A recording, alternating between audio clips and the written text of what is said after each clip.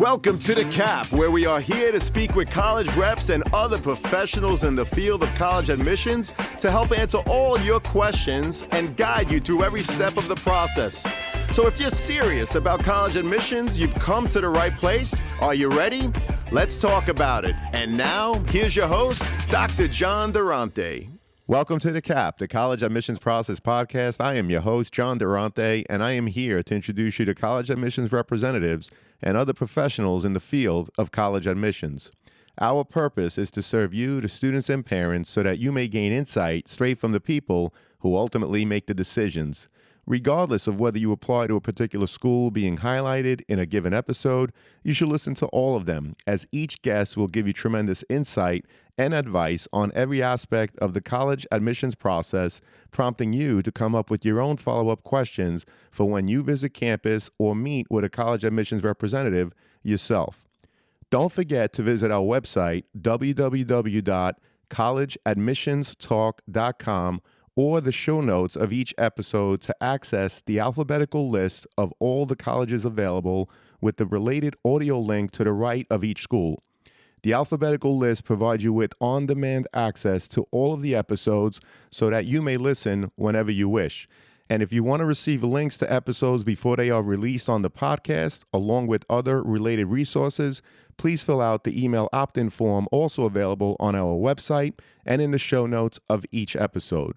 Lastly, please email me with any questions or comments at collegeadmissionstalk@gmail.com. So are you ready? Let's talk about it.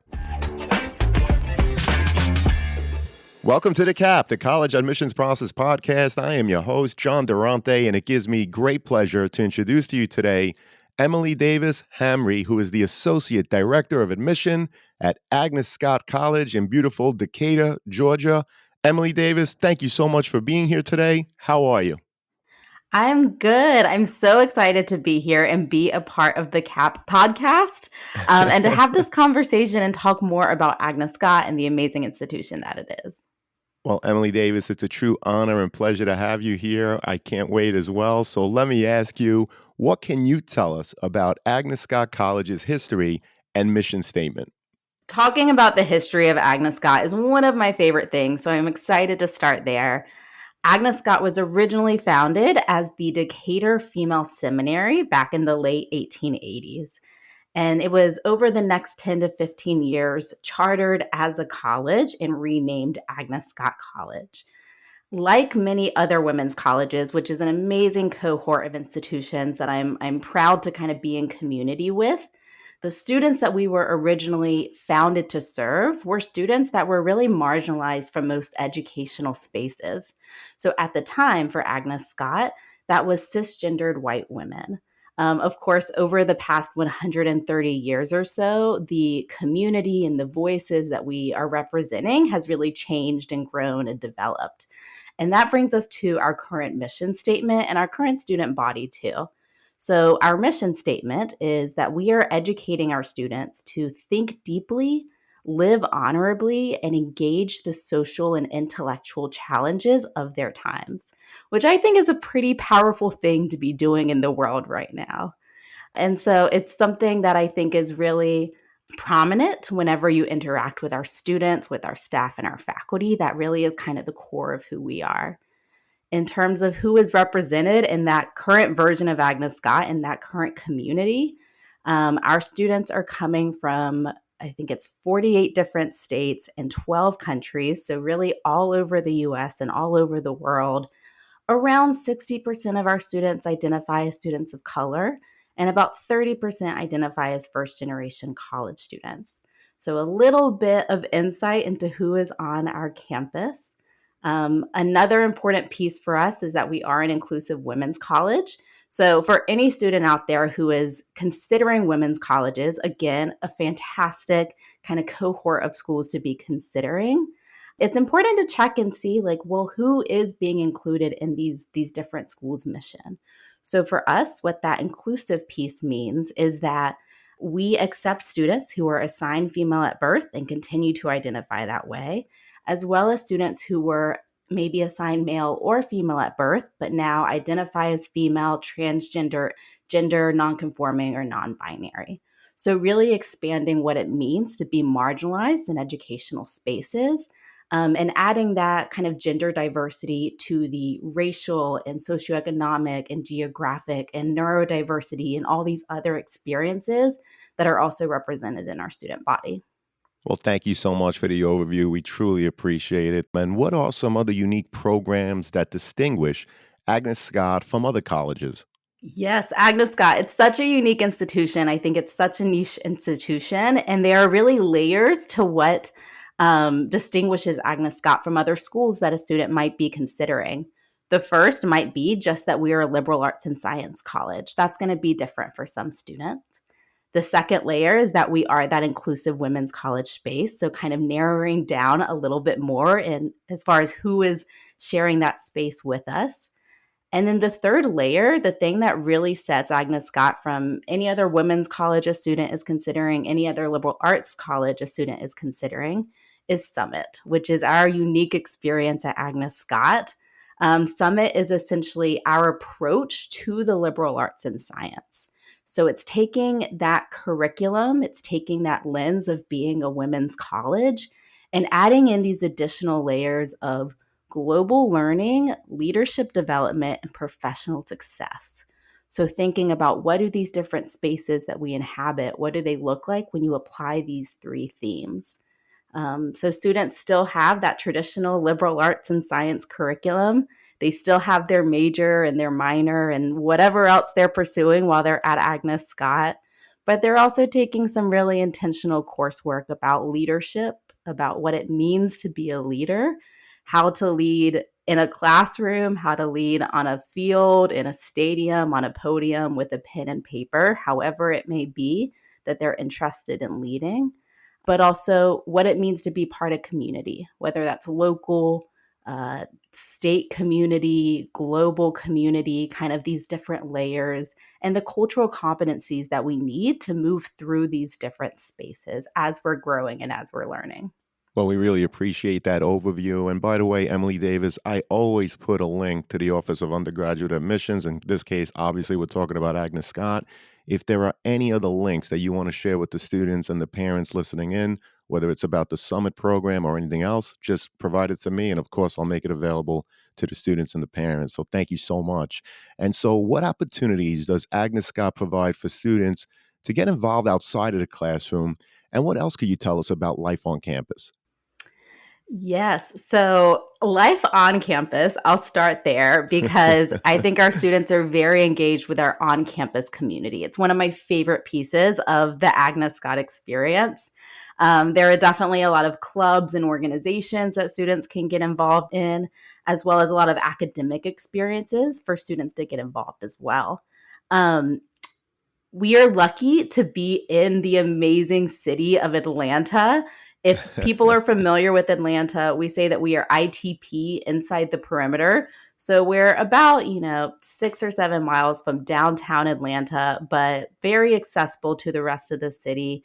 We're actually about a 5 to 10 minute walk from the downtown Decatur metro station. So students can hop on a train and really take advantage of the city of Atlanta itself. And we've got great resources on campus to help students make those connections, both professionally and socially, to the city of Atlanta as they are maybe establishing themselves in a new environment. Additionally, because of Summit and because of this kind of amazing experience that we have for students, this unique approach, one of my favorite things that I always like to talk about, if it's okay, is our Global Journeys program, Sure. because I think it's something else that really stands out and helps students get outside of that immediate bubble that they're going to be in for the 4 years that they're at Agnes Scott. So, Global Journeys is a course that all of our students take in their spring semester of their very first year, where they are studying a particular place and a particular theme. So, for example, decolonizing conservation, zooming in on Alaska here in the US, women in Ghanaian leadership, zooming in Ghana. So, these different conversations that are happening among our first year class, And then halfway through the semester, the students and the professor that's in this space with them actually travel to that place together on Wow. a 7 to 9 day global journey. That's Which fantastic. it's That's pretty that's cool, amazing. right? It really is. That's awesome. Thank you so much for sharing that. Go ahead. I didn't mean to cut you off. I'm sorry. No, I was just going to add, I think there are a couple things that are so unique and amazing about that. One is that the cost, outside the cost of a passport, are actually covered by donors to the college. So, really removing that economic barrier that may exist for some students when it comes to studying abroad. It's built into the curriculum, which means it also takes out the time barrier that exists for some students. On top of that, it's halfway through the semester and it's during your first year. So students can come back, share their experiences with others, hear from people who had different experiences than they did. But also, it's kind of a launching point for the rest of their time at Agnes Scott, for the way that they're engaging with that Atlanta community, for the way that they're going to be engaging with the world outside of our immediate bubble, and building on that for the rest of the time that they're at Agnes Scott. So it's not a cap on their program the way I think study abroad can be sometimes, but it really is that launching point. Well, we really appreciate that overview. You talked about your unique approach. I love the Global Journeys program. That's terrific. And of course, you're right there. I think you said 5 or 6 miles away from the great city of Atlanta, which provides so many cultural and recreational opportunities for your students. So let's dig a little deeper and go into the actual application process, if you don't mind. Mhm. How do you evaluate applications? And what are the most important factors that you consider when doing so? Yes. So when we are reading an application and reviewing an application for admission, I think there are two major pieces that our team is really considering in that process.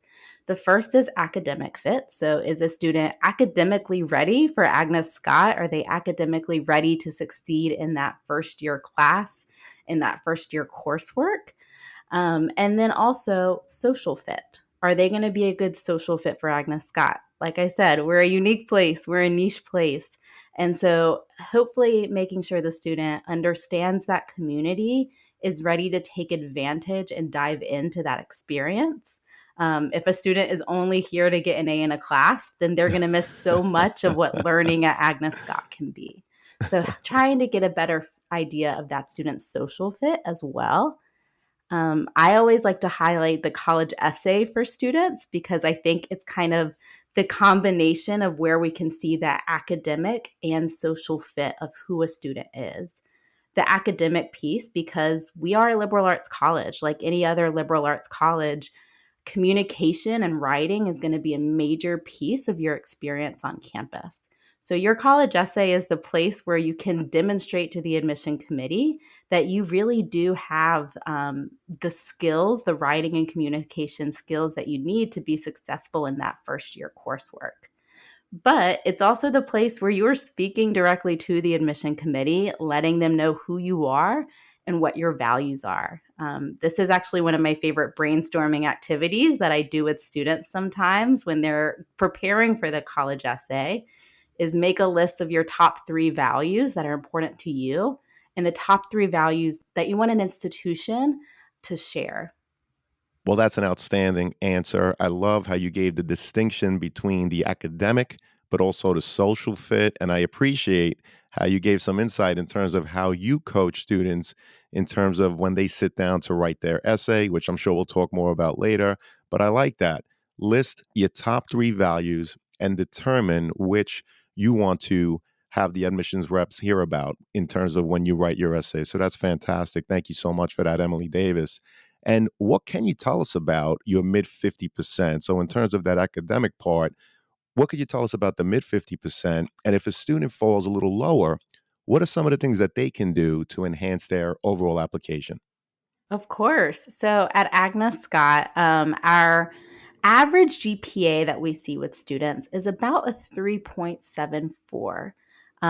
So most of our students are going to be really A/B students in their classrooms in their academic setting. Additionally, in terms of test scores, we are test optional, which I'm happy to talk more about. So about 50% of our students are applying test optional. But for those who are submitting test scores, I will include the links to where they can check out our middle 50% in the show notes. I'll send them to you. Thank you. But on average for students for the SAT, it's about an 1140 to a 1300, and ACT it's about a 24 to a 30. So I always tell students that if they feel good about their test scores, and if they're in that middle 50%, really going ahead and submitting those test scores with their application for admission. So, one thing that I think is really important and something that you may have heard other colleges talking about is that Agnes Scott does have a holistic review process. And that holistic review process, what it means is that the admission committee is really diving into every single piece of your application that you're submitting, whether that's your test scores, your transcript, your activities list, recommendation letters. Every single piece is being reviewed carefully and read because we're trying to get a picture of you as a whole person and who a student is going to be on our college campus. If a student is worried about one particular piece of their application, maybe they struggled in the adjustment back from virtual learning after COVID, maybe they're worried about their test scores, worried about their GPA or some piece. I think an important part of that holistic review is figuring out the balance to it.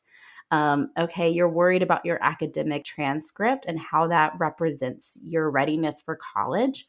So let's concentrate a little bit more and give a little bit more time and love to that college essay where you can demonstrate, yes, I am ready for that academic experience and to be successful in that first year coursework. So it really comes down to balance more than anything else. On top of that, we have an opportunity at Agnes Scott where any student at any point in the process, but especially when they're submitting their application, can sign up for an interview with their admission counselor. So, this is your chance to speak one on one to your admission counselor and give them the context that you want them to have when your application is being reviewed. You can let them know, I really struggled in math this one semester, or I had a death in the family this semester, and you see that dip in my transcript. So help them understand the story that your transcript is going to tell us and provide this additional information. On top of that, I will say if you don't have the chance to schedule that conversation with an admission counselor, or you're looking at a school where that's not an option, there's also an additional information section on the Common App that every student has access to, and that gets sent to every school that a student is applying to. So if a student is worried about, oh, I'm not meeting these middle 50% numbers, or I want to give more context into a certain piece of my application so that the committee better understands who I am and where I'm coming from and the experiences that I'm bringing with me, that additional information section is a great place to include some of that information. I want to welcome back Sean Patel, who is the founder and CEO of Prep Expert. He's a Shark Tank entrepreneur making a deal with Mark Cuban back in 2016. Sean, welcome back. How you doing today? I'm doing great. Thanks for having me back, John. So I just wanted to share with all your listeners real quick that we have an amazing partnership with the College Admissions Process podcast, and we have a really special offer for all of your listeners. So for any listener who wants to enroll their student into one of our Prep Expert SAT courses, ACT courses, or one-on-one tutoring programs, you can get 30% off just for being a listener of the College Admissions Process podcast. All you need to do is put in the promo code College Talk, one word, just College Talk, and that'll give you 30% off all Prep Expert SAT courses, ACT courses, or one-on-one tutoring packages. Make sure you use the link in the show notes of the College Admissions Process podcast. Thank you, Sean. We really appreciate it. To our listeners, as an affiliate partner with Prep Expert, I want to be transparent with you that for every purchase made, the College Admissions Process podcast will receive a small commission from Prep Expert. But rest assured that we only promote programs that we believe in and feel would benefit our listeners. For more information, please see the Prep Expert affiliate partnership link in the show notes. And now let's get back to the show. Well, that was a tremendous answer, extremely comprehensive to say the least. I appreciate how you talked about your holistic approach. And you're right, we've heard about the holistic approach in many episodes. But I want to point out the fact that you mentioned the optional interview. And I think it's very important for students to understand if you're the type of person that is very outgoing and you do better in person than you do in terms of writing an essay, of course, you have to write your essay and put your best foot forward with that. But if you have that personality that really shines, make sure that you go and have that interview. Even though it's Mhm. optional, it's very important as part of the holistic approach. If that's a part of your application package, the interview that you think will enhance your overall application, students, then go and meet with someone, whether it's in person or on a Zoom. I think it's really important to understand that. So I want to dig deeper. You talked about GPA, the fact that you test optional. Let's dig deeper on all of these different parts. Do you use the student's high school GPA as indicated on their transcript, or do you recalculate the GPA using your own metrics? And if so, what do you look at from a student's academic record, and how do you evaluate it? Yes. So we do use the GPA that is reported by a student's high school. That includes whether it is weighted or unweighted in that GPA. So we're really taking that GPA that your high school is reporting and then diving a little bit deeper into your transcript to get the full story behind that GPA number. What we're generally looking for is we want to see an upward trend, an upward trajectory in your high school experience. I know, especially for these students who are getting ready to apply to college in the next year or two, it's entirely possible that the early part of their high school experience was very much impacted by COVID, and we expect to see that at this point. It's okay if every grade isn't an A, if every grade isn't perfect. What we want to see is that you've bounced back from those struggles. So, looking to see that your grades have gone in an upward trend throughout high school, but also that the rigor has gone in an upward trend throughout high school. So, depending on what resources, what academic challenges are available to a student, maybe that means taking on APs within their high school experience, taking on IBs or dual enrollment courses, whatever challenges are available to them. This, of course, doesn't look the same for every student. Every high school is going to have different challenges and different options available. So that's where your admission counselor becomes an important piece of that conversation. You have an admission counselor who works with students from your high school, from your city and state, and they're the ones that have that context on the challenges available to you within your high school setting so that they can share that with the rest of the admission committee as your application is being reviewed. Well, I appreciate that answer because you talked about the fact that, yes, you look at the GPA as indicated on the transcript, but you immediately talked about not the GPA or the number, but diving deeper into the overall transcript.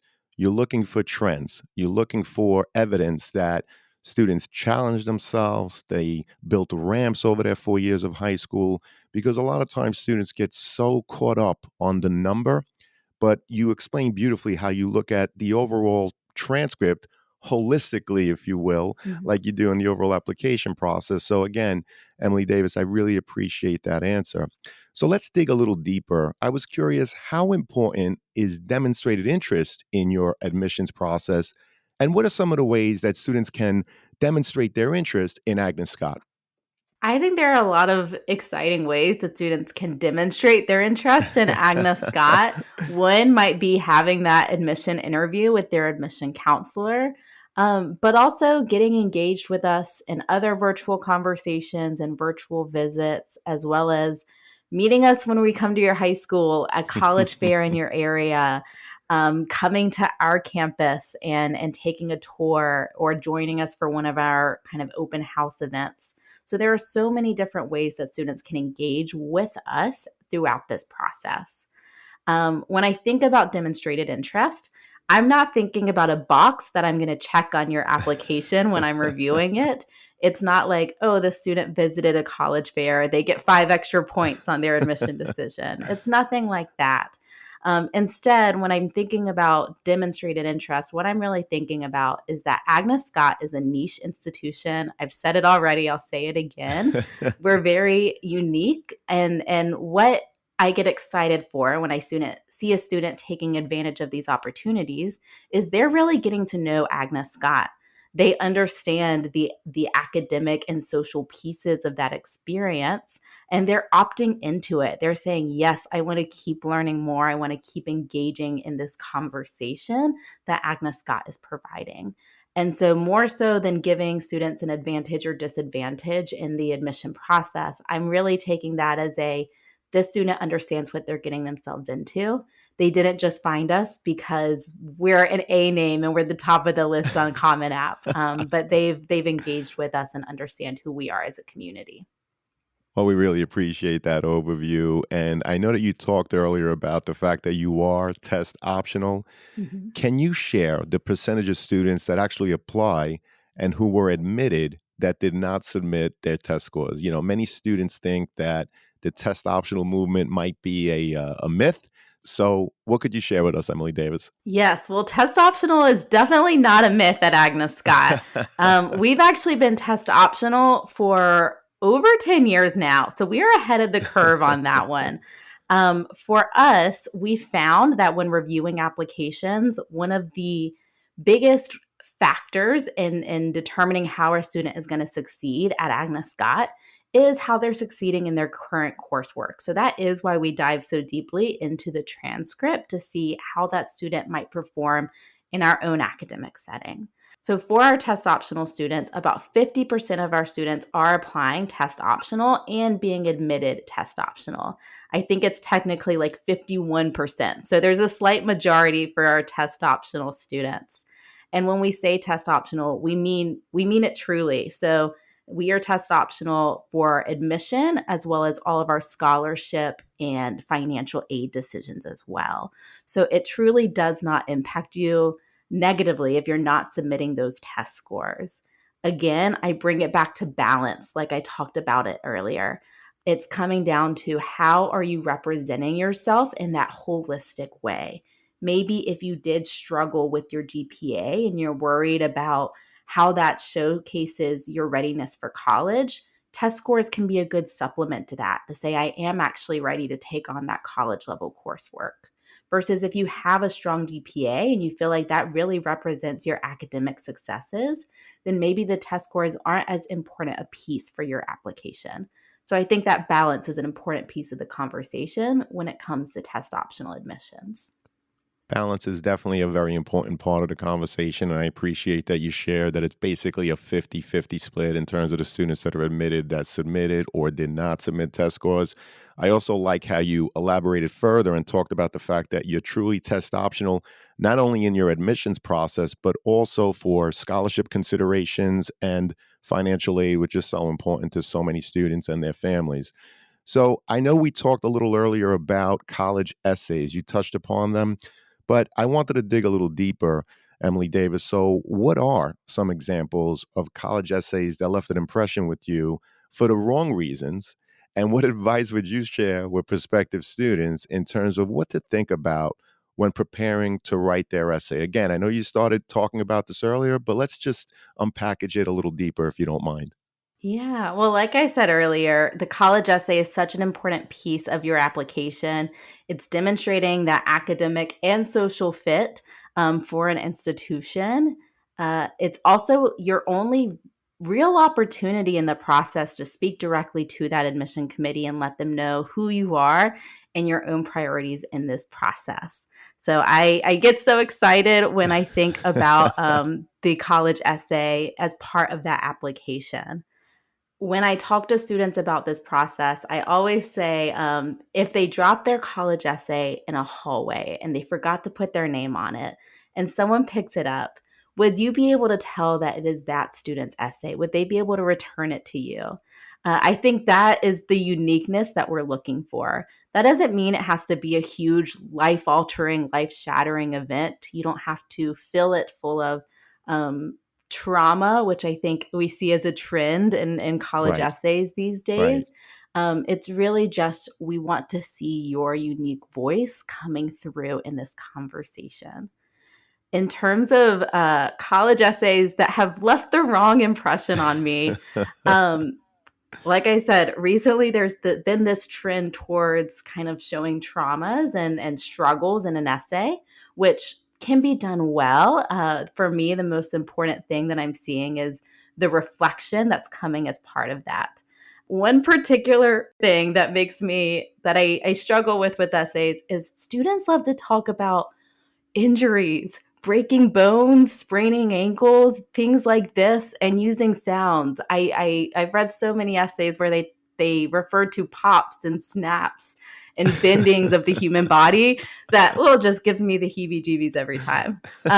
So I always tell students, if that is an important part of your experience, I want you to share it, but you don't need to go quite as into detail on those parts. I'm looking for the reflection. I'm looking for how this connects back to your admission. I have a question that a professor asked me once, and I now ask students all the time. And that question is, so what? It's simple. It's a short question. It's a question you can ask yourself as you're reading over your essay. So what? If I am reading about your breaking and popping bones, why is this connecting back to your admission? If I'm reading about any other piece of your life and your experience, how is this connecting back to the story that you want me to take away about who you are and why you should join my college community? So what? It's my favorite question to ask, and it's one that I encourage students to ask themselves in the essay writing process. Well, that's great advice. And it is a theme that has come up in multiple episodes. A very common story, like you said, is that a student athlete talks about the fact that they love to play soccer, for example. They have an injury, and their essay pretty much stops there. I would imagine, as admissions representatives reading the essay, if they're going to write about a sports injury, which is one of the most written about essays, Mhm. you need to exactly answer the so what. What did it mean to you? What was your reflection? What was your thought process? How did it change you? How did it shape you? How did it make you better? How did you, overcome? And too many times, what you and many of the other reps are saying is that students neglect that piece, as you put it, the so what, right? Which is key Mhm. to the essay process. So we really appreciate that insight, Emily Davis. And of course, the student's activity sheet, another piece of their application. What are the kinds of things that you are looking for beyond the work that they did in the classroom? So, the student's activity sheet is such an important part of who they are outside of that classroom space. And I think you put it beautifully. Essentially, we're just trying to figure out who you are outside of the class, how you're spending your time outside of your classroom experience. And that looks like a lot of different things for different students. That may be traditional. So, clubs you're involved in at school, organizations, community service, pieces like that are so important in helping us understand where you're choosing to dedicate your time outside of that classroom experience. However, that might not be the same story for every student. For some students, it may include part time or even full time work that they're doing. It may also include supporting their family in some way, maybe working at a family business, maybe assisting with their younger siblings, whatever that might look like. It's an important part of how they're spending their time outside of that classroom setting. When we're looking at these pieces, part of what we're trying to do is come back to that story of who you are. When you get to Agnes Scott, you're going to have a lot of time outside of the classroom. I think that's actually one of the things that shocks students most when they get to college is you're no longer in the classroom from 8 to 3 o'clock every day, but you're only in the classroom for maybe 2 or 4 hours a day. And the rest of the Right, time is right. outside of the classroom. So when you're making that activities list, when we're reviewing that activities list, we're getting a sense of how you're spending your time so we can better understand how you're going to spend your time once you're on our college campus. Lots of adjustments to think about when you transition from high school to college. Time is certainly one of them, but I also appreciate, in terms of talking about the activity sheet, how you mentioned part-time or full-time jobs, or many students who, of course, have to assist their families, whether it's being home for an elderly relative or for a younger sibling. And that's important to put on the activity sheet because if you have a full time job or if you're required to go home to take care of a younger brother or sister, it's very important to include that so that the admissions representative understands that may be the reason why you're not staying after school to participate in 3, 4, or 5 clubs. So, Emily Davis, we really appreciate that answer. I want to dig a little deeper in terms of what Agnes Scott offers. What resources do you provide to support students who may have had an IEP while in high school to, of course, help ensure that they continue to be successful once they're on your campus? Yes. So we have an absolutely amazing Office of Accessible Education. I am a huge fan. I can go on and on about them, but I won't, not today. But we have an amazing Office of Accessible Education that really works with students on figuring out what accommodations are necessary for them to be successful on our campus. Whether that's in the academic experience, whether it's in residence life, or any other piece of that social life and social experience on campus. My advice for students who are thinking about what that transition might look like is to go ahead and connect with their admission counselor early. Let them know that this is something that's on their mind so that we can actually connect them with that Office of Accessible Education. Talk about what accommodations are and are not available at our institution and make sure a student has a clear plan and a clear idea in place as they're making that final decision. What that allows is also for them to start the process of having those accommodations in place over the summer so that they are good to go when they arrive on campus for their very first day of class and they are set up for success from day one. Outside of just the resources that are offered by the Office of Accessible Education, I also want to talk a little bit about the other academic resources that are really available to students on our campus. This includes a lot of different tutoring and resource centers. When I think about kind of college and the way that we approach education, I think it's very collaborative. So these tutoring centers are an important piece of that. The most popular one on our campus is the Center for Writing and Speaking. So any student kind of across disciplines who needs help when it comes to writing an essay, when it comes to preparing a presentation, or more importantly, delivering a presentation, they can go and get assistance from their peers, from peer tutors in that process and have that collaboration. We also have resource centers for math and science, a center for digital and visual literacy, economics learning center, really opportunities across every single discipline for students to get that support outside of just their classroom experience and make sure that we are setting them up for success in those conversations.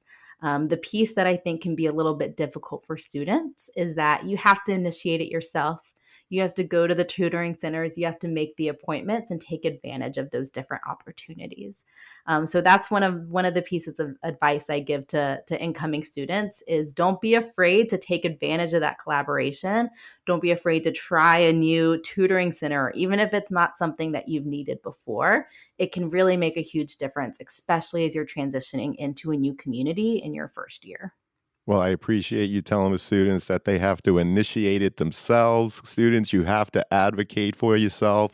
And Emily Davis, that was a great overview of your academic resources.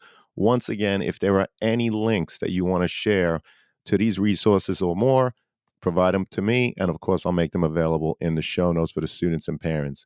This has been a phenomenal conversation, Emily Davis. And before I get to my last question, I just want to ask you, and I know that we spoke about a lot. We talked about a lot of your programs in the classroom and beyond, but is there a question that I didn't ask today or a topic that I didn't bring up that you'd like to talk about now? I actually didn't prepare anything. I think that we've covered most things in this conversation. Perhaps one piece that I do want to talk a little bit more about is professional success and opportunities for students to really dig in to resources during their time on campus. I know that this is another like hot button topic for students and families. What does internships and research opportunities look like? What do opportunities for students to get a job or get into grad school after their time at Agnes Scott? What do these different pieces look like? So I do want to highlight our Office of Internships and Career Development just because they're doing such phenomenal work on our campus. We actually have a specialized program called Scale, which is the sophomore class Atlanta leadership experience, where all students actually have an externship that's built into the curriculum during their sophomore year, really partnering and taking advantage of the amazing Fortune 500 companies and nonprofits and research institutions that are in our own backyard here in Atlanta and helping students make connections across the city professionally a little bit more.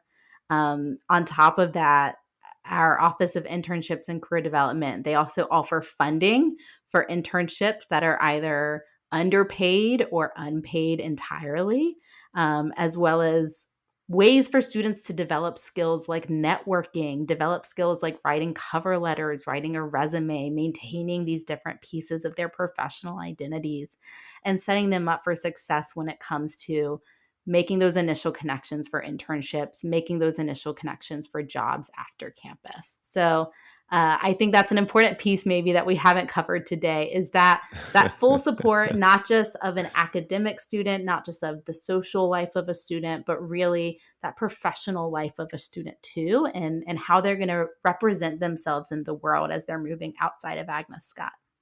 Well, I'm really glad that I asked that question. And thank you so much for sharing the additional resources in terms of internships and research opportunities. That's awesome. So, this has been a terrific conversation, Emily Davis. I can't thank you enough. But unfortunately, it does lead us to the last question, which is what are your top 3 pieces of advice that you would provide a student and their parents getting ready for the college admissions process? Yes. So I think the first advice that I always give to students and parents is to go ahead and get organized. Print out a physical calendar, get a synced Google Calendar, whatever system works well for you and your family, but schedule time to work on college applications, work on outside scholarships if that's going to be part of your plan to cover the cost of college, and schedule time to talk about college. What this does is it allows all of the other time in your day to not surround college, not surround scholarships and financial aid, and not have every piece of your relationships in your lives be taken up by this process.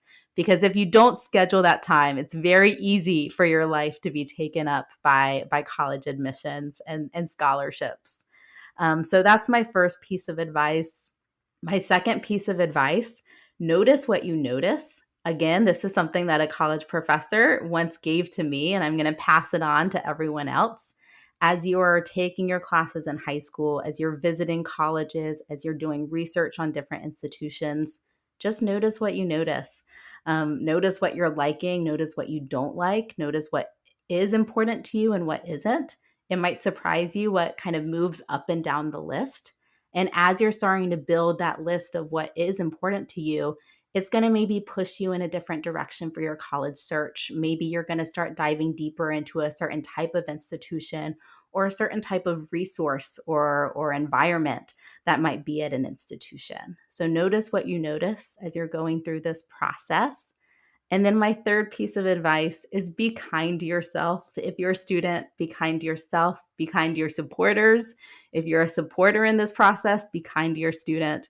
There's so much stress, there's so much anxiety. Even when we do our best to take that stress and anxiety away, it still exists in this process.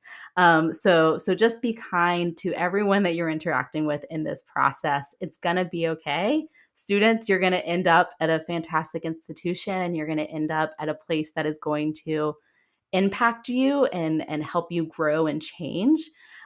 So try to enjoy this process as much as you can as you go through it. Well, those are awesome pieces of advice. Agnes Scott is obviously really fortunate to have you as part of their team, and we were so lucky to have you today during this podcast episode. Emily Davis, I'm so happy as I know that this conversation is going to help so many students and their parents as they navigate through the college admissions process. I hope to have you again. Thank you so much for your time today. Thank you.